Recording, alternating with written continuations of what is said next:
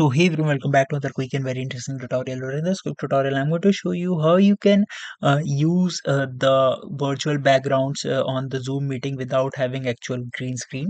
Now, in order to do it, simply open the Zoom app. And now here, simply click on this option of video right there. Click on this arrow icon, and here you'll see this option of uh, choose a video filters, or you can just simply click on this option of adjust background and effects. Now here, when you scroll down, you'll need notice this option that is that shows I have a green screen. First of all, just simply disable it because you have not.